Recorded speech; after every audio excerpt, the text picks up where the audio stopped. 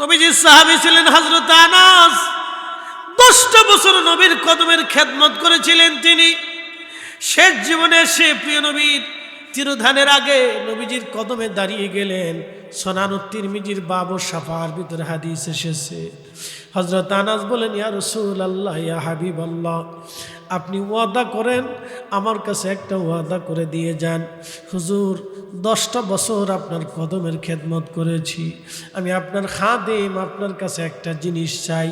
বলে, কি চাও আনাস, বলো। বলে, ইয়া রাসূলুল্লাহ, কিয়ামতের ময়দানে আপনি আমাকে সারা জান্নাতে যাবেন না। নবীজি, আপনি ওয়াদা করে দেন, হাসরের ময়দানে আপনি আমাকে সারা জান্নাতে যাবেন না। আল্লাহর নবী ডাক দিলেন, খাদেম রে, 10টা বছর তুমি আমার খেদমত করেছো, যাও, আমি নবীজি ওয়াদা করলাম তোমার সারা আমি জান্নাতে যাব না। তখন হযরত আনাস বলেন, ইয়া রাসূলুল্লাহ, কিয়ামতের মাঠ অনেক বিরাট হবে, কোটি কোটি কোটি কোটি অগণিত জাতি সত্তা সেই দিন আল্লাহর সামনে থাকবে, পশু পাখিরা থাকবে, মানব দানব থাকবে, জিন পরি ফেরেশতা থাকবে। হুজুর, এই বিরাট ভিড়ের মধ্যে আপনাকে কোন জায়গা গেলে আপনাকে আমি পাবো ইয়া রাসূলুল্লাহ? নবীজি ডাক দিলেন, আনাস, তুমি আমাকে মিজানের পাল্লার কাছে গেলে পাইবা, মিজানের পাশে গেলে পাবা। বলে, হুজুর, মিজানের কাছে যদি আপনাকে না পাই, নবীজি বলেন, হাউজে কাউসারে পাইবা। বলে, ইয়া রাসূলুল্লাহ, হাউজে কাউসারে যদি না পাই, নবীজি বলেন, ফুল সিরাতের ঘাটে গেলে আমারে পাইবা। বলে, ইয়া রাসূলুল্লাহ, এই জায়গা যদি না পাই, নবীজি ডাক দেখা, আনাস রে, আমি নবী হাসরের ময়দানে 3 জায়গায় থাকব, আমার উম্মত যাতে জাহান্নামে না যায়, আমি এই 3 জায়গায় আমি আমার উম্মতকে পাহারা দিতে থাকব। আমরা যে তার আদরের উম্মত, কয়দিন কেন্দেছি, আমরা যে তার আদরের উম্মত, উম্মতের করলাম কি? রসুল আমার আল্লাহর হাবিব, আখেরি নবী, আমরা যে তার আদরের উম্মত, উম্মতের করলাম কি? যদি কখনো মদিনাতে যান, খান্দকে যাবেন, খান্দকের পাহাড়ের পিছনে একটা পাহাড় আছে, জাবাল আবু সিলা।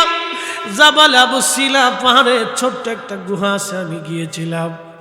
এই গুহার ভিতরে আমার নবীজি 3 দিন 3 রাত না খেয়ে না ঘুমায় সিজদায় পড়ে রইলেন। আল্লাহ ডাক দেয়, হাবিব সিজদায় কেন? নবীজি চিৎকার দেয়, ইয়া রব হাবলি উম্মতি, আল্লাহ আমার উম্মত গুনাহগার, ইয়া রব হাবলি উম্মতি, আল্লাহ আমার উম্মতের উপায় কি? আমার উম্মতের উপায় কি?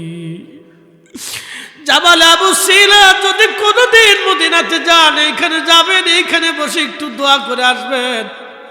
খন্দকের পাহাড়ের পিছনে জাবাল আবু সিলা। এই জাবাল আবু সিলাতে একটা ছোট্ট গুহা।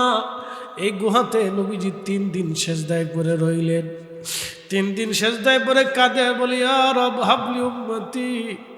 সারা মদিনায় নবীকে খুঁজে পাওয়া যায় নাই। মদিনার বসতি থেকে বিচ্ছিন্ন হয়ে নির্জনে এই গুহার ভিতরে এসে নবী কাঁদতেছিলেন 3 দিন 3 রাত আমাদের জন্যে। আমরা উম্মত হইছি, কিছুই দিতে পারি নাই। উম্মত হইছি, আমরা উম্মতের কিছুই দিতে পারি নাই। আমার নবী জাবাল আবু সিলাতে কাঁদলেন, আমার নবী তায়েফের ময়দানে কাঁদলেন।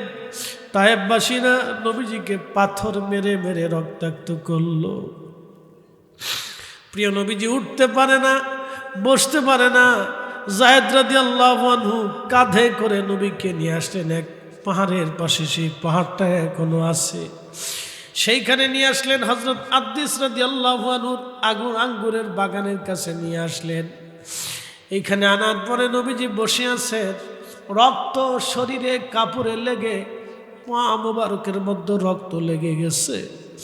জিব্রাইল আমিন আসছে আর বলে, হুজুর আল্লাহ আমাকে পাঠাইছে, ইয়া রাসূলুল্লাহ, এই তায়েববাসী আপনাকে যেইভাবে মারছে আমি পাহাড়ের ফেরেশতা নিয়ে এসেছি, হুজুর অনুমতি যদি দেন এই তায়েফের পুরা পাহাড়টা আমি তায়েববাসীর উপরে চাপি চিরতরে তায়েববাসীকে ধ্বংস করে দিব। ঠিক তখনই প্রিয় নবী, মায়ের নবী, রাহমাতুল লিল আলামিন, উম্মতের দরদি নবী রবের দরবারে হাত বাড়িয়ে দিলেন। শরীরে ব্যথা, প্রচন্ড ক্ষত, রক্ত পড়তেছে। নবী নিজের শরীরের দিকে তাকান নাই, ব্যথার দিকে তাকান নাই, যন্ত্রণার দিকে তাকান নাই, ক্ষতস্থানের দিকে নবী তাকান নাই। আল্লাহর দরবারে হাত বাড়াই দিয়ে বলে, হে রব, আপনি আমার উম্মত ধ্বংস করে দিবেন না। আল্লাহ, আল্লাহ বহু জাতি আপনি ধ্বংস করে দিয়েছেন। আল্লাহ, ওরা বুঝে নাই তাই আমাকে ওরা মারছে। ওরা যদি বুঝতো আল্লাহ, আমি নবীর গায়ে ওরা হাত দিত না।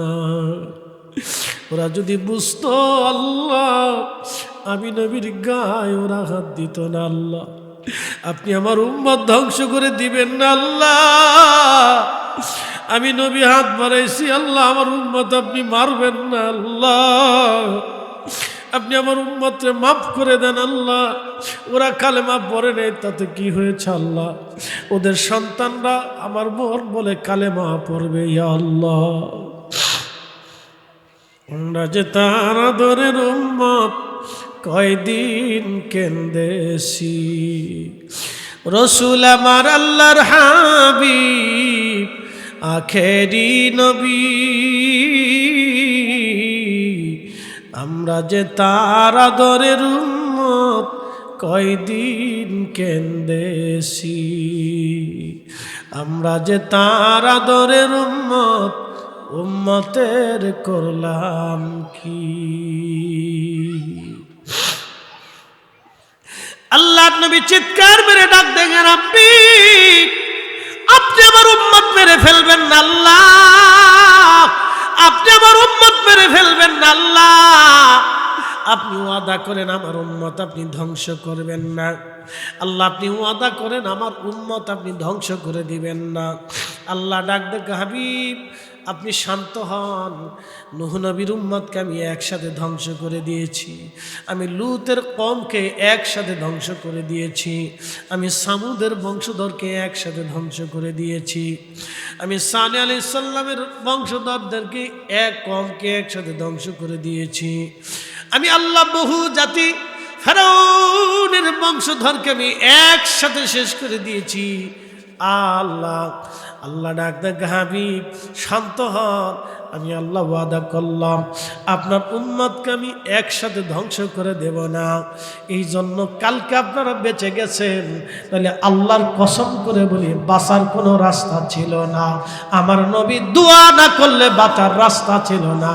আমার নবী দোয়া না করলে বাঁচার কোনো রাস্তা ছিল না। কথা বলেন ঠিক কিনা?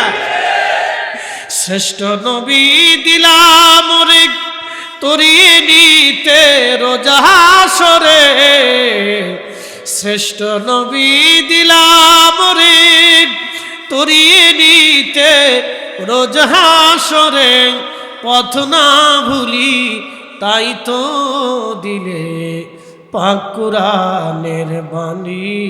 খুদা তোমার মেহেরবানি, সুন্দর ফুল সুন্দর ফল মিঠা নদীর পানি, খুদা তোমার মেহেরবানি।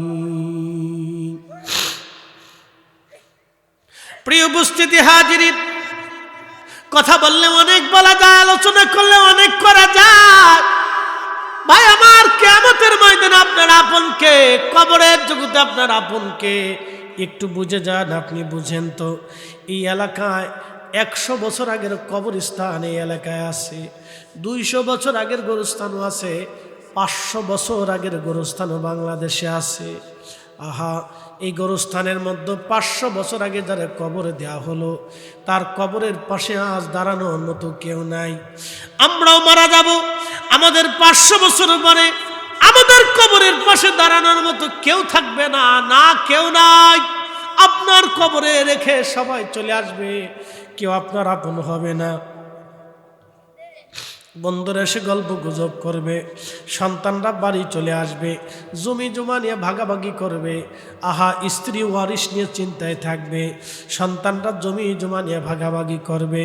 আমার আপনার উপায় কি? ওই কবরে কে আপনার আপন? আল্লাহ এবং তার নবী, আল্লাহ এবং তার নবী। কথা বলেন ঠিক কিনা? আল্লাহ বলেন ফাযকুরুনি আযকুরুকুম, বান্দারে আমাকে স্মরণ করো, আমি তোমাকে স্মরণ করব। এর অর্থ কি জানেননি? আপনি যদি দুনিয়াতে আল্লাহকে স্মরণ করেন, কবরে আল্লাহ আপনাকে ভুলবে না, মরণে আল্লাহ ভুলবে না, হাসরে আল্লাহ আপনাকে ভুলবে না। আল্লাহ ডাক দেবে, ফেরেশতারা আমার বান্দা দুনিয়াতে আমাকে স্মরণ করছে, আমি আজকে তাকে স্মরণ করলাম। আমার বান্দা দুনিয়াতে আমাকে ভুলে নাই, আমি আল্লাহ তাকে আজকে ভুলবো না।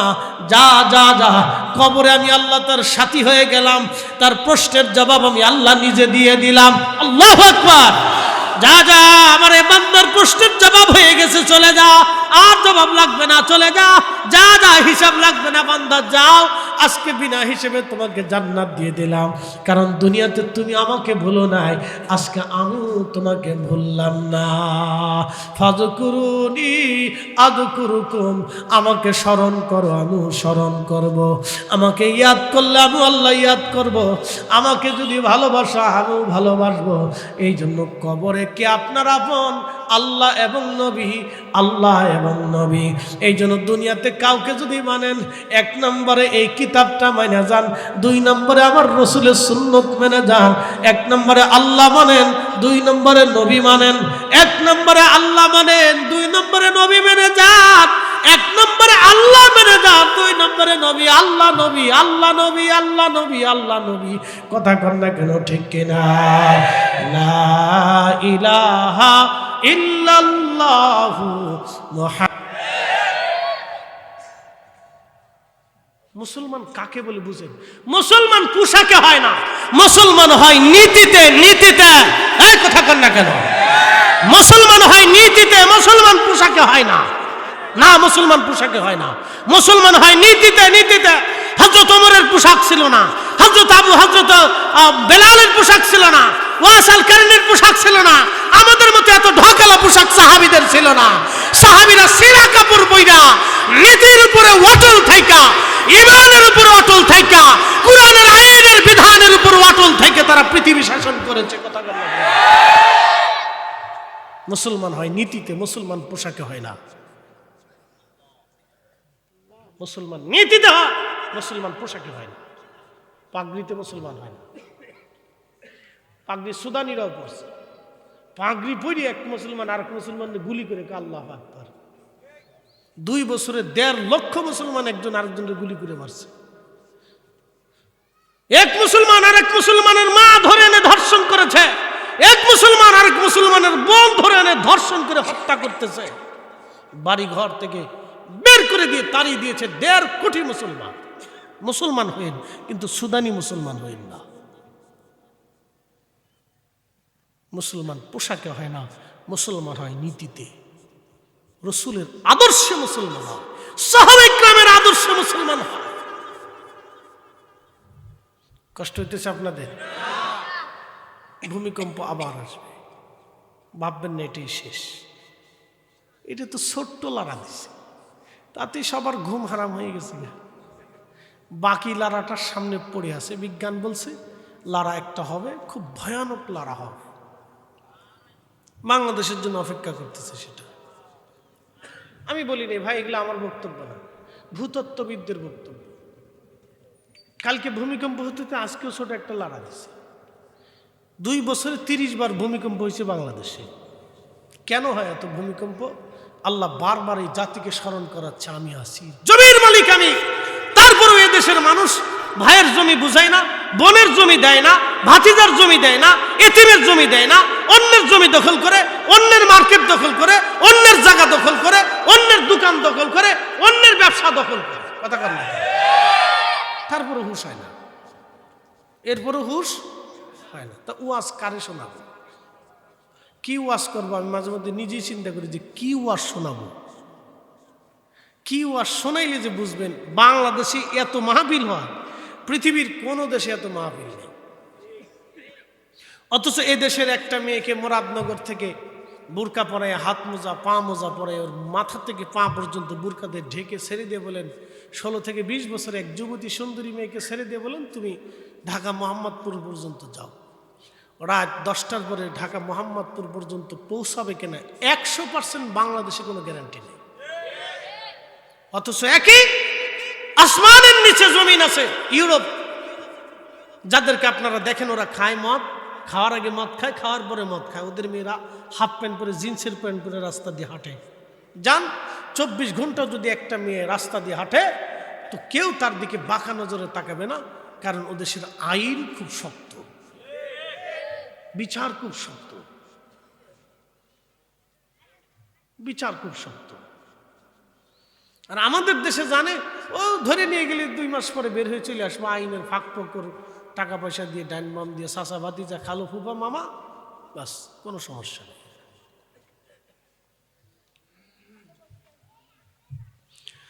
প্রিয় উপস্থিতি, আল্লাহ বলেন আল কারিআতু মাল কারিয়া ওয়া মা আদরাকা মাল কারিয়া। নবীজি, মহাপ্রলয়, মহাপ্রলয় কি আপনি কি জানেন? মহাপ্রলয় কি? ইয়াউমা ইয়াকুনুন নাসু কাল ফারাশিল মাবসুস। হুজুর, মহাপ্রলয় এত ভয়ঙ্কর, নবী গো উম্মতকে জানান সেদিন মানুষ বিক্ষিপ্ত পতঙ্গের মতো দৌড়াবে, পাগল পারা হয়ে যাবে মানুষ, বিক্ষিপ্ত পতঙ্গের মতো দৌড়াবে, বিক্ষিপ্ত পতঙ্গের মতো মানুষ দৌড়াবে। কেউ কারো কথা মনে রাখবে না। কালকের ভূমিকম্পে বহু স্বামী স্ত্রী রেখে পালিয়ে চলে গেল, বহু স্ত্রী স্বামী রেখে চলে গেল, বহু বাবা সন্তান রেখেই চলে গেল, বহু সন্তান বাবা রেখেই পালিয়ে চলে গেল। আল্লাহ বললেন সেই দিন মানুষ বিক্ষিপ্ত পতঙ্গের মতো দৌড়াবে, বিক্ষিপ্ত পতঙ্গের মতো মানুষ দৌড়াবে, বিক্ষিপ্ত পতঙ্গের মতো মানুষ দৌড়াবে। ওয়াতাকুনুল জিবালু কাল আহিনিল মানফুস। নবীজি উম্মতকে জানান পাহাড়গুলি ধ্বনিত পশমের মতো উড়ে উড়ে উড়ে উড়ে চলে যাবে। পৃথিবীর সবচেয়ে বড় পাহাড়ের নাম মাউন্ট এভারেস্ট। জমিন থেকে 29,000 ফিট উচ্চতা মাউন্ট এভারেস্ট। একটা বিমান 29,000 ফিট, 34,000 ফিট, 35,000 ফিট দিয়ে উপর দিয়ে, আকাশের উপর দিয়ে উড়ে চলে যায়। 29,000 ফিট উপরে উচ্চতেই বিরাট বড় পাহাড় মাউন্ট এভারেস্ট সেই দিন ধ্বনিত পশমের মতো উড়ে উড়ে উড়ে উড়ে চলে যাবে। মানুষ বিক্ষিপ্ত পতঙ্গের মতো ছোটাছুটি করবে। আল্লাহর নবী বলেন, উম্মত, গর্ভবতী নারী যদি হয় ভয়ে বিহবলে তার গর্ভপাত হয়ে যাবে, সন্তান বেরিয়ে আসবে। পশু পাখিগুলি ভয়ে পাগল হয়ে সিংহ এবং হরিণগুলি একই কাতারে দৌড়াবে, কেউ কাউকে আক্রমণ করতে পারবে না, সময় হবে না, সবাই বাঁচার জন্য দৌড়াবে, পাগল পারা হয়ে যাবে। আল্লাহ রাব্বুল আলামিন বলেন, ফাতারাত, নবীজি উম্মতকে জানায় দেন আকাশ ভেঙে ভেঙে পড়বে। ওয়া ইদাল কাওয়াকিবু তাসারাত, নক্ষত্রগুলি ভেঙে ভেঙে ভেঙে ভেঙে পড়বে। ওয়া ইদাল বিহারু ফুজ্জিরাত, সমুদ্র উদ্দোলিত হবে, সাগরের সব পানিগুলি জমিনের দিকে আছাড় মারতে থাকবে। সেই দিন সাগরে, আকাশে, জমিনে কোথাও মানুষের কোনো জায়গা হবে না। আহা, পাগল পরা হয়ে যাবে মানুষ, কত কঠিন হবে সেই দিন। হুজুর উম্মতকে জানান সেই মহাপ্রলয়, জমিন আপন প্রকম্পে প্রকম্পিত হতে থাকবে। ইদাজুল জিলাতিল আরদু জিলজালাহা ওয়া আখরাজাতিল আরদু আসকালাহা। হুজুর জমিন কাঁপতে থাকবে, জমিন কাঁপতে থাকবে, আপন প্রকম্পে জমিন কাঁপতে থাকবে, ভূমিকম্প হতে থাকবে ভয়াবহ। মাত্র 5 মাত্রার ভূমিকম্প হবে না, এত পরিমাণে জমিন কাঁপতে থাকবে। বড় বড় দালান কোঠাগুলি তছনছ হয়ে ভেঙ্গে ভেঙ্গে খান খান হয়ে পড়ে যাবে। কত কঠিন হবে সেই দিন। আহা, কেউ কারো খবর রাখবে না। পাগল পারা হয়ে মানুষগুলি হাসরের ময়দানের দিকে দৌড়াইতে থাকবে। বাঁচার উপায় থাকবে না। কোথায় পালিয়ে যাবেন আপনি? না আকাশে পালাবেন, তা পারবেন না।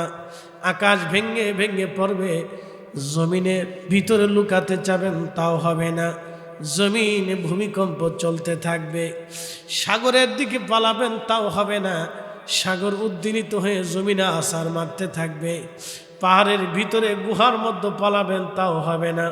পাহাড় ধ্বনিত পশমের মতো উড়ে উড়ে চলে যাবে। মুরাদনগরবাসী, সেদিন বড় কঠিন ভূমিকম্প হবে। বারে বারে ভূমিকম্প হওয়া কিয়ামতের আলামত। আল্লাহর নবী বলেন, আমার উম্মতরে, জমিন থেকে যখন ন্যায় বিচার উঠে যায় তখন ভূমিকম্প আসবে। জমিনে যখন ইনসাফ নষ্ট হয়ে যায় ভূমিকম্প আসবে। জমিনের আমানত যদি নষ্ট হয়ে যায় ভূমিকম্প আসবে। দেখবেন আমাদের দেশে কোনো আমানত নাই। মানুষের কাল ধীরে ধীরে শক্ত হয়ে যাচ্ছে। আত্মীয়তার বন্ধনগুলি নষ্ট হয়ে যাচ্ছে। আত্মীয়তার বন্ধন ধীরে ধীরে নষ্ট হয়ে যাচ্ছে। তালাকের সংখ্যা বেড়ে যাচ্ছে। হাজার হাজার তালাক আছে। স্বামী স্ত্রী পছন্দ করে না, স্ত্রী স্বামী পছন্দ করে না। দিন যত যায় পরকীয়ার সংখ্যা তত বেড়ে যাচ্ছে। জেনা ব্যভিচারের সংখ্যা দিন দিন দিন দিন বেড়ে যাচ্ছে। বিশ্বাস নষ্ট হয়ে যাচ্ছে। কেউ কাউকে বিশ্বাস করতে চায় না। সবাই সবাইকে ভয় পায়। বেশি সমস্যা হয়ে গেছে মোবাইল। ভয়ানক এটা, দাজ্জালের ফিতনার মতো। এটা যে কোনো মুহূর্তে আপনাকে ডুবিয়ে দিতে পারে। এনি টাইম আপনাকে ধ্বংস করে দিতে পারে। এত কঠিন পরিস্থিতি হয়ে গেছে। কোনো মানুষ নিরাপত্তা নাই, কোনো নারীর নিরাপত্তা নাই। এমন কঠিন পরিস্থিতি আমাদের সামনে, ভয়াবহ দিন আমাদের আসতেছে। খুব মনোযোগ দিবেন। ফিতনা একের পর এক আসবে। নবীজি বললেন, আমার উম্মতেরা রে, প্রথম আলামত আলামতে সুগরা ওয়া মাতুস সালাহ, আমার উম্মত নামাজ মেরে ফেলবে। নামাজ নামাজ বলে, হুজুর নামাজ কেমনে মারবে? বুঝাই আপনাদেরকে দিয়ে যাই। আল্লাহ কোরআনে বলেন, ইন্নাস সালাতা তানহা আনিল ফাহশাই ওয়াল মুনকার। নিশ্চয় নামাজ মানুষকে খারাপ কাজ থেকে ফিরায় রাখে। নিশ্চয় সালাত মানুষকে খারাপ থেকে, ফাহেশা থেকে, নেককারজনক কাজ থেকে, অবৈধ কাজ থেকে, হারাম কাজ থেকে নামাজ মানুষকে ফিরায় রাখে। তো মুসল্লি নামাজ পড়লো, মিথ্যা বললো, নামাজ হলো না। নামাজির নামাজ হলো না। নামাজির নামাজ হলো না। নামাজি নামাজ পড়লো, মিথ্যা বললো।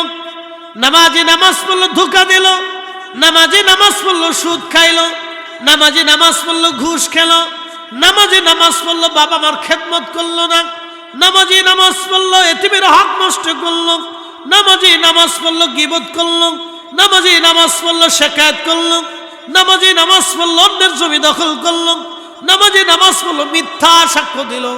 500 টাকা দিলে আমাদের দেশে মিথ্যা সাক্ষী পাওয়া যায়। 500 টাকা পাওয়া যায়। 1000 টাকা দিলে ভোট কিনা যায়। কি কথা কর নাকি? আসতে করবে। 1000 টাকা দিলে ভোট কিনা যায়, ভোট কিনা যায়। ইমাম সাহেব নিয়োগ দেওয়ার সময় আপনারা ৩৬ জন হুজুর আইনা বাছাই করেন কোন হুজুরের চেহারা ভালো, কোন হুজুরের কণ্ঠ ভালো, হুজুর বিয়ে করছে কিনা, হুজুরের পোলাপান আছে কিনা, গ্রাম কোন জায়গা, বাবা কি করে, মা কি করে, হুজুর বাপ মারে খাবার দেয় কিনা, হুজুরের আচার আচরণ কেমন আছে, হুজুরের নীতি কেমন, কোন মাদ্রাসায় পড়ছে, কোন উস্তাদ আছে, হুজুরের ইমামতি বেতন মাত্র ৫,০০০, ইমামতির হুজুর আনলেন ৪০ জন এনে বাছাই করলেন, মুসল্লিদেরকে বললেন পছন্দ হইল কিনা, যদি কহা এই হুজুর পছন্দ হয়েছে, হুজুর ডকালা হুজুর, তাইলে হুজুরের চাকরি হয়।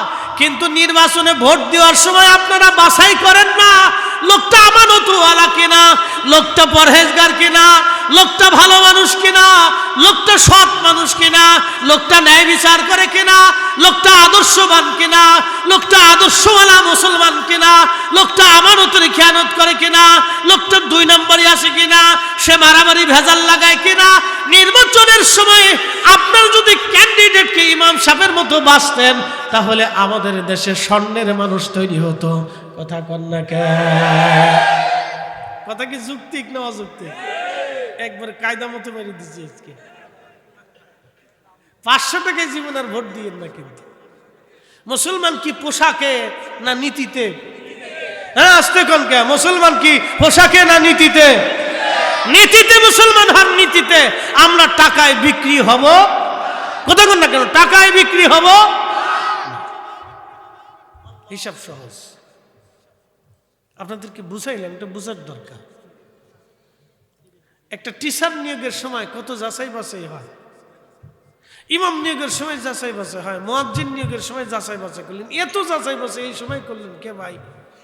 আপনি যারা এমপি বানাবেন, চেয়ারম্যান বানাবেন, মেম্বার বানাবেন, আপনি ভাইস চেয়ারম্যান বানাবেন, মন্ত্রী বানাবেন, তো তারে বানানোর আগে আপনি যাচাই বাছাই করবেন না? আজকে এক দলের ক্যান্ডিডেট হয়েছে যে এক রিক্সাওয়ালা, তো ভালো নাগরিক অধিকার, তো ভালো কথা, যে হোক তার, সে বলতেছে আমার নাগরিক অধিকার আছে, আমি এমপি দাঁড়াইতে পারি, অসুবিধা নাই। নাগরিক অধিকার যদি একজন রিক্সাওয়ালা এমপি, অশিক্ষিত লোক যদি এমপিতে দাঁড়াইতে পারে, তাহলে একটা অশিক্ষিত লোক ঢাকা ইউনিভার্সিটিতে ভর্তি হইতে পারে না? কি কে?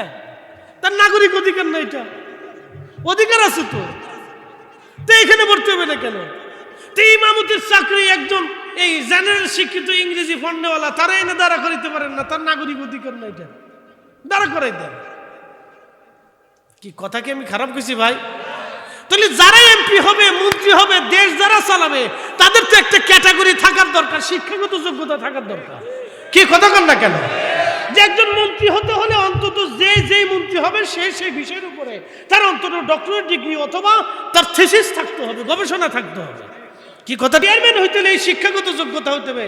একজন ইমাম নিয়োগের সময় আপনারা খুঁজেন সে দাওরা পাস কিনা, সে কামিল পাস কিনা, সে হাফেজে কোরআন কিনা। কারণ হাফেজে কোরআন হইলে ইমামতির জন্য আরো সুবিধা হইলো, তারাবির নামাজ পড়াইতে সুন্দর হবে। এবং খতিব সাহেব নির্বাচনের সময় আপনারা মুফতি তালাশ করেন, যে মুফতি হইলে আরো ভালো, যদি 10টা 20টা পর্যন্ত সার্টিফিকেট থাকলে আরো ভালো, তাহলে আমরা ফতোয়া টতোয়ার জিজ্ঞাসার জন্য অন্য হুজুরে যাওয়ার দরকার নাই। তো এমপি বানানোর জন্য আপনারা শিক্ষাগত যোগ্যতা তালাশ করবেন না, যে এই লোকটা লেখাপড়া করছে কদ্দুর, এটা জানার দরকার। কি আসতে কনকে জোরে বলে? তো দেশের কি হইলটা কি? যে যেই শস্য সেই লাউ, সে কদু, যেই মুসুরি সেই খেসেন, ডালিয়া কি বরাবর, বাড়ির মুরগি ডাল সমান, তো হইল না তো কিছু। তো যে লাউ সে কদুই তো। প্রিয় উপস্থিতি, এই জন্য আপনাদেরকে বলতেছি, মুসলমান পোশাকে না, মুসলমান হবে নীতিতে। কথা কন না কেন? ঠিক কিনা? মুসলমান কিছু হবে নীতিতে, ইমানে। একসাথে কোন আল্লাহু আকবার, না আরো জোরে বলে, না আরো জোরে, জোরে জোরে জোরে বুঝাইতেছি। ফিলিস্তিনিদেরকে দেখেন নাই? কথা কন না, ফিলিস্তিনিদেরকে দেখেন নাই? ইসরায়েলের বিরুদ্ধে যুদ্ধ করছে কারা? ফিলিস্তিনিরা করছে। তো ফিলিস্তিনিদের যুবকদের দিকে দেখেন তো, ওরা প্যান্ট পরে, শার্ট পরে। আমার মতো পাগড়িওয়ালা খুব কম পাবেন, কিন্তু যুদ্ধ করতেছে ওরা। তাহলে মুসলমান কি পোশাকে না নীতিতে? হ্যাঁ নীতিতে, ইমানে। ভালো করে বুঝে যাবেন। তা আমার মতো যুদ্ধ করছে কি? প্রিয় উপস্থিতি হাজিরিন, আমি এইদিকে যাব না, রাজনৈতিক ফাংশন আমার না, কিন্তু বুঝাইলাম যে আমরা কারে চাই। কি কথা ঠিক আছে না? ইমাম সাহেব যদি এত শিক্ষিত, এত কিছু আপনি বাঁচেন, তাহলে আমরা যারে আমার জনপ্রতিনিধি বানাবো, যে আমার দুঃখে সুখে বিপদে আপদে, আমার মুসিবতে, আমার অসুস্থতায়, আমার দেশে, আমার রাস্তাঘাটে উন্নয়নে যে অবদান রাখবে, তাহলে আমিও তাকে একটু বাছাই করার দরকার। কারণ সে তো আমার দেশ গড়বে। কথা ঠিক আছে কিনা? কি করবে? দেশ গড়বে, তখন তারও বাছাই করার দরকার যে আমার দেশটা গড়বে কি লোকটাকে আমরা একটু দেখি। এটা হচ্ছে আমাদের যৌক্তিক দাবি। আল্লাহ আমাদেরকে এগুলি বোঝার তৌফিক দিক, সকলে বলে না আমিন। এগুলি কেন আমরা আপনাদেরকে বুঝাইতেছি জানেন? যেই ভূমিকম্পটা হয়েছে, এটা যদি আরেকটু বড় হইতো, তাহলে উদ্ধার করার মতো আমাদের দেশের যন্ত্রপাতি নাই। কেন থাকবে না বলেন তো? দেশের 2 কোটি মানুষ রেমিটেন্সের টাকা পাঠায়, খনিজ সম্পদ আছে, গ্যাস আছে, তেল আছে, এত কিছু আছে। এ মাটি এত উর্বর যে একটা বিচি ফেলাইলে 50 বছর ধরে গাছ হয়, একটু পানি দেওয়া লাগে না। আল্লাহ নিজে আকাশ থেকে পানি দেয়। কি কথা কর না কেন? এদেশের এত পরিমাণে মাছ, যে প্রত্যেক বছর এত পরিমাণে মাছ হয়, যে মাছ হওয়ার জন্য সরকার কোনো খাবার দেয় না। খাবার দেয় কেডা? পানি দেয় কেডা? তো তারপরেও আমাদের ভাগ্যের পরিবর্তন হবে না, কারণটা কি? এই জন্য এই কথাগুলি আপনাদের সামনে বললাম। কথা ঠিক আছে কিনা? এগুলি আমাদের জানার দরকার। প্রিয় উপস্থিতি হাজিরিন, এবার আমি আমার মূলের দিকে ফিরে যাচ্ছি, যেইখানে গেলে আপনারা কিছু কথাগুলি বুঝবেন। ভাই আমার, ভালো করে শুনে যান। আল্লাহ রাব্বুল আলামিন বললেন, সে কিয়ামতের ময়দান, আহা ইদা জুলজিলাতিল আরদু জিলজালাহা, জমিন আপন প্রকম্পে প্রকম্পিত হতে থাকবে, কাঁপতে থাকবে। জমিন কাঁপবে, ভূমিকম্প হবে। এটা 1450 বছর আগে আল্লাহ কোরআনে বলে দিলেন। একবার জোরে জোরে বলা যাবে কি মারহাবা? কখনো তোমাকে যদি ভুলি, হেদায়েতের আলো জ্বেলে নিয় কাছে তুলি। কখনো তোমাকে যদি ভুলি, হেদায়েতের আলো জ্বেলে নিয় কাছে তুলি। ঠাই দিও প্রিয়তম ওগো মহিয়ান, তুমি রহমান, তুমি মেহেরবান, তুমি রহমান, তুমি মেহেরবান। অন্ধ গাহে না শুধু তোমারি গুণগান, অন্ধ গাহে না শুধু তোমারি গুণগান। বুঝেও বুঝে না তবু শান, তুমি রহমান, তুমি মেহেরবান। মুরাদনগরবাসী, ভালো করে শুনে যান। আল্লাহ রাব্বুল আলামিন ডাক দেখে, বান্দারে পালিয়ে যাওয়ার কোনো রাস্তা হবে না। সেই কঠিন দিন হাসরের মাঠ কায়েম হয়ে যাবে। আল্লাহ বলেন, ওয়া ইদাল কুবুর বুশিরাত, কবর উদ্বেলিত হবে। কবর থেকে মানুষ দৌড়ায়া দৌড়ায়া হাসরের ময়দানের দিকে দৌড়াবে। সেদিন কারো শরীরে কোনো পোশাক থাকবে না, কোনো পোশাক হবে না, সবাই বস্ত্রহীন থাকবে। মহিলা সাহাবী বলেন, ইয়া রাসূলুল্লাহি, নারীরাও কি বস্ত্রহীন থাকবে? নবীজি বললেন, হ্যাঁ, নারীরাও সেদিন বস্ত্রহীন থাকবে। তাহলে তো লজ্জার বিষয়। প্রিয় নবী বললেন, সাহাবীরা, আরে তোমরা শোনো, ওই দিন এমন ভয়ানক হবে, কোনো পুরুষ নারীর দিকে তাকাবে না, কোনো নারী পুরুষের দিকে তাকানোর মতো কোনো সময় হবে না। রে আমার সাহাবীরা, উম্মতেরা, সূর্যটা মাথা বরাবর থাকবে, যে সূর্যটা আপনি আলো দিতে দেখেন, এই সূর্যটার তাপমাত্রা 200 কোটি ডিগ্রি সেলসিয়াস, মাত্র 12 থেকে 13,000 ডিগ্রি সেলসিয়াস তাপমাত্রায় এই লোহাটা গলে পানির মতো নরম হয়ে যায়। ওই সূর্যটা কিয়ামতের মাঠে মাথা বরাবর থাকবে, 1.5 থেকে 2 মাইল উপরে থাকবে। সূর্যের উত্তাপ দুনিয়ার সূর্য থেকে 70 গুণ বেশি তাজাল্লি হবে। সূর্যের তাপে মানুষ মারা যাবে না, পুড়ে যাবে না। সেদিন মৃত্যুকে হত্যা করা হবে, কোনো মানুষ মারা যাবে না। সূর্য মানুষকে একেবারে ঝলসে দেবে না, এমনভাবে ভিতর থেকে শুকিয়ে দেবে, ঘাম বের হয়ে হয়ে হয়ে হয়ে হাসরের মাঠ বুক পর্যন্ত, থুতনি পর্যন্ত ডুবে যাবে। মানুষের জিহ্বাগুলি কুকুরের জিহ্বার মতো বের হয়ে আসবে। কতদিন পর্যন্ত লম্বা হবে তাও আল্লাহ কোরআনে জানিয়ে দিলেন। তা'রুজুল মালাইকাতু ওয়ার রূহু ইলাইহি ফি ইয়াউমিন কানা মিকদারুহু 50 আলফা সানা। দুনিয়ার 50,000 বছর এক জায়গা করলে যত বড় হবে, হাসরের একটা দিন তত বড়। দুনিয়ার 50,000 বছর এক জায়গা করলে যত বিরাট, 50,000 বছর এক জায়গা করলে যত বিরাট হবে, হাসরের একটা দিন হবে তত বিরাট। হাসরের একটা দিন হবে তত বিরাট, হাসরের একটা দিন হবে তত বিরাট। হাসরের একটা দিন তত বিরাট হবে হাজিরিন। সেই দিন কত ভয়ানক হবে, কত ভয়াবহ হবে। রাসূল করিম আমাদের প্রিয় মেহবুব নবীজি বললেন, আমার উম্মতেরা সেই দিনটা এত ভয়াবহ হবে, মানুষের জিহ্বা কুকুরের জিহ্বার মতো ঝুলে যাবে, মানুষ পাগলের মতো প্রলাপ বকতে থাকবে, মানুষ অতিষ্ঠ হয়ে বলবে, হে রব, আপনি আমাদেরকে জাহান্নামে ফেলে দেন। হাসরের ময়দানের এই যন্ত্রণা আর আমাদের সহ্য হয় না। আল্লাহ কাহার হয়ে যাবে। কাহারিয়ার দিকে সমস্ত ফেরেশতারা, জিবরাইল, মিকাইল, ইসরাফিল, আজরাইল, মালিক, কিরামান কাতিবিন, মুনকার নাকির, রুম্মান ফেরেশতারা, জান্নাত জাহান্নামের ফেরেশতারা আল্লাহর সামনে হাসরের ময়দানে সেজদায় পড়ে থরথর থরথর করে তারা কাঁপতে থাকবে। আল্লাহর কাহারিয়ার দিকে ভয়ে বিহ্বল হয়ে যাবে। সমস্ত জিনেরা আল্লাহর সামনে সেজদায় পড়ে কাঁপতে থাকবে। সমস্ত মানব জাতি সেজদার মধ্যে পড়ে থরথর করে কাঁপতে থাকবে। আহা, সেদিন আপনি কি আর আমি কি, এ কি আর সে কি, বড় কি আর ছোট কি, জ্ঞানী কি আর গুণী কি, ধনী কি আর মানে কি, সব এক কাতারে আল্লাহর গোলাম হয়ে বস্ত্রহীন হয়ে আল্লাহর সামনে দাঁড়িয়ে থাকবো। 4 পয়সাও আল্লাহর দরজায় সেদিন মূল্য হবে না। সেদিন কার মূল্য হবে?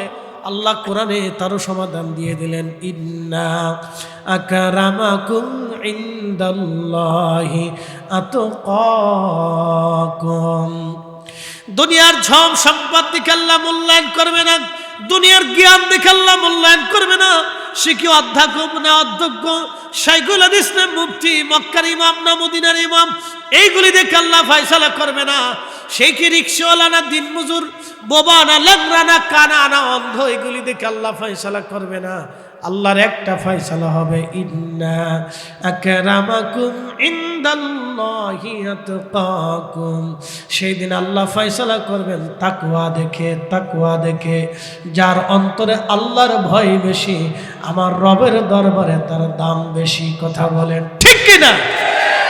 যার অন্তরে আল্লাহর ভয় বেশি, ভয় বেশি, ভয় বেশি, তার দাম আল্লাহর দরবারে বেশি বেশি। যার অন্তরে ভয় বেশি, তার দাম আল্লাহর দরবারে বেশি। আল্লাহ কোরআনে বলে, ইন্নামাল মুমিনুনা আল্লাযীনা ইযা যুকিরাল্লাহু ওয়াজিলাত কুলুবুহুম। মুমিন তো তারাই যাদের অন্তরে আল্লাহ স্মরণ আসলো, ঠিক তখনই আল্লাহর ভয় অন্তরটা থর থর থর থর করে কাঁপে। তারা মুমিন, তারা মুমিন, তারা মুমিন। আপনি একটা অপরাধ করেই ফেলেছেন, ভুল হয়ে গেছে, আল্লাহর স্মরণ আসার সাথে সাথে আপনার অন্তরটা আল্লাহর ভয়ে কাঁপবে। তখনই বুঝবেন আপনার অন্তরে ঈমান আছে, আপনি মুমিন। আপনি নামাজ ছেড়ে দিয়েছেন, চিন্তা আসবে হায় হায় আমি নামাজ ছেড়ে দিয়েছি, হায় হায় নামাজ ছেড়ে দিয়েছি, হায় হায় আমার হবে কি। দেখবেন এমন কিছু নামাজি আছে, নামাজ কাজা হয়ে গেলে সে পাগলের মতো হয়ে যায়, হায় হায় আজকে আমার নামাজ কাজা হয়ে গেলে আমার উপায় কি, আমার কি হবে, কেমনে মাপ পাবো, দেখবেন পাগল পারা হয়ে যায়। এই যে অনুভূতি, এই যে আল্লাহর ভয়, এটার নামই মুমিন। একসাথে বলবেন আল্লাহু আকবার। কেউ মিথ্যা বলে ফেলছে, মিথ্যা হয়ে গেছে, তখনই আল্লাহর ভয় আসে, হায় হায় আমি মিথ্যা বলে ফেলছি, উপায় কি, আমি অন্যায় করে ফেলছি, হায় হায়। যখন অনুভূতি আসে আল্লাহ আমার ভুল হয়ে গেছে, তখনই ভাববেন সে মুমিন, সে মুমিন। কেউ অন্যায় করার পরে যদি ভুল স্বীকার করে যে আমার ভুল হয়ে গেছে, তাহলে বুঝবেন সে মুমিন, সে মুমিন। মুরাদনগরবাসী, সেই কিয়ামতের ময়দানে মানুষগুলি থরথর থরথর করে কাঁপতে থাকবে। হায় হায় আল্লাহ রব্বুল আলামিন সামনে দাঁড়িয়ে যাবেন। আল্লাহর কাহারিয়াত দেখে নবীরা পর্যন্ত চিন্তায় পড়ে যাবে। তাদের জীবনে কোনো গুনাহ নাই, তারা তাদের ভুলের জন্য কোনো ভুল নাই যে সেই জন্য তারা চিন্তা করবে না। নবীদের চিন্তা হলো আল্লাহর কাহারিয়াত দেখে, আল্লাহর রাগ দেখে, যে আজকে আল্লাহর রাগ কেমনে মিটানো যায়, কেমনে মিটানো যায়। তামাম হাসরবাসী হাজার হাজার বছর ধরে পাগল পারা হয়ে দৌড়াবে। এই জন্য আল্লাহ বলেন ওয়াবিল আখিরাতি হুম ইউকিনুন, তোমরা আমার আখিরাতে বিশ্বাসী হও। আখিরাতের জিন্দেগিতে তোমাদের দাঁড়াইতে হবে, তোমরা সেটা বিশ্বাস করো। মায়ের গর্ভের মধ্যে যেমন ছিলাম এটা সত্য, মায়ের পেটের মধ্যে আমরা সবাই ছিলাম এটা সত্য, দুনিয়াতে যেমন আসছি এটা সত্য, মায়ের রেহেমের আগে রেহেমের জগতে, রুহের জগতে ছিলাম এটাও সত্য। এখন থেকে আমরা আবার কবরে চলে যাব আল্লাহর কাছে, এটাও সত্য। হাসরের ময়দান কায়েম হবে, এটাও সত্য। জান্নাত জাহান্নাম আছে, এটাও সত্য। আমার রব যে আছে, এটাও সত্য। তার বাস্তব প্রমাণ হলো কালকের ভূমিকম্প। কি কথা কন না কেন? জমিনের মালিক কে? একসাথে বলেন কে? আরো জোরে বলেন কে? আরো জোরে বলেন কে? সূর্য কার আইনে আসে? ভূমিকম্প হয়ে গেল, কোটি কোটি মানুষ মারা যাবে, সূর্য কি ওঠা বন্ধ হবে? সূর্য তার গতিতে চলবে, চাঁদও তার গতিতে চলবে, বাতাসও তার গতিতে চলবে, বৃষ্টি তার গতিতে আসবে, সূর্যের সমুদ্রের সাগরের জোয়ার তার গতিতে আল্লাহ পাঠাবে, নদীর পানিতে আবার জোয়ার আসবে, আবার পানি আসবে, নদী নদীর গতিতে চলবে, সব সৃষ্টি যার যার গতিতে চলবে। কিন্তু যদি ভূমিকম্প কাল হতোই, তাহলে কোটি কোটি লক্ষ লক্ষ মানুষ আক্রান্ত হতো, লাখে লাখে মানুষ এই পর্যন্ত মারা যাইত, লাখে লাখে মানুষ মারা যাইত, বাংলাদেশ স্টপ হয়ে যাইত, সারা পৃথিবী থেকে উদ্ধারের জন্য মানুষ আসতো, উদ্ধার আসতে আসতে মানুষ মরে যেত লাখে লাখে। কারণ এমন একটা নগরীতে আমরা বসবাস করি, ঢাকা, ভিতরে ঢুকলে বের হওয়ার সুযোগ নাই, আবার বাহির থেকে ভিতরে ঢোকার সুযোগ নাই। এরকম কয়েকটা রাস্তা বন্ধ হয়ে গেলে আর ভিতরে বাইরে আসার সুযোগ নাই, আর কোনো সুযোগ নেই। হেঁটে হেঁটে মানুষ উদ্ধার করবে কেমনে? চারপাশে বিল্ডিং, এখানে ভাঙ্গা সেখানে ভাঙ্গা, মানুষ যাবে কেমনে? গেলে তো নাই উদ্ধার করে আনবে, তো যাবে কেমনে আর আনবে কেমনে? বাংলাদেশে হেলিকপ্টার আছে কয়টা? ভাঙ্গা চুঙ্গা, এটা তো এমনি উড়াল দিলে ভাঙ্গি পড়ে যাবার চায়। আমি একবার উঠে চিন্তা করছি, আল্লাহ ভাঙ্গি কি পরেই কি নাই?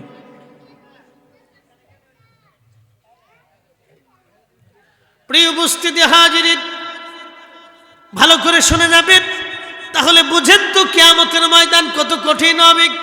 ওই ময়দানে জন্য আপনি কি, আখিরাতের জন্য আপনি কি পাঠাইলেন বলেন? কি পাঠিয়েছেন আপনি? আপনার হাতের মধ্যে কি নামাজ আছে বলেন?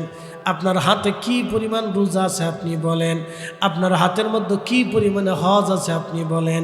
আপনার হাতের মধ্যে কি পরিমাণে যাকাত আছে আপনি বলেন?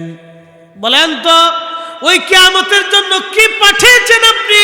কি পাঠালেন বলেন তো মুরাদনগরবাসী? কি পাঠালেন আপনি? বলেন আপনি কি পাঠালেন? কিছুই পাঠান নাই, কিছুই পাঠান নাই। আপনি আমানতদারিতা পাঠান নাই, ইনসাফ পাঠান নাই, ন্যায় বিচার পাঠান নাই, ন্যায় পাঠান নাই, আপনি জিকির পাঠান নাই, আপনি ইবাদত পাঠান নাই, তাহাজ্জুদ পাঠান নাই, নামাজ পাঠান নাই, রোজা পাঠান নাই, আপনি জিকির পাঠান নাই, দুরুদ পাঠান নাই, আপনি হালাল পাঠান নাই, আপনি হালালের জিন্দিগি গড়েন নাই, আপনি রসুলের সুন্নতের জিন্দিগি গড়েন নাই। তাহলে আপনি কি পাইলেন? কি পাঠাইলেন আপনি আখিরাতের জন্য? বলে যান আপনি আখিরাতের জন্য কি পাঠাইলেন? বলে যান আপনি আমি আখিরাতের জন্য কি পাঠাইলাম? বলে যান। আমরা যে তার আদরের উম্মত কয়দিন কেন্দেছি, আমরা যে তার আদরের উম্মত উম্মতের করলাম কি? রসুল আমার আল্লাহর হাবিব আখেরি নবী, আমরা যে তার আদরের উম্মত কয়দিন কেন্দেছি, আমরা যে তার আদরের উম্মত কয়দিন কেন্দেছি।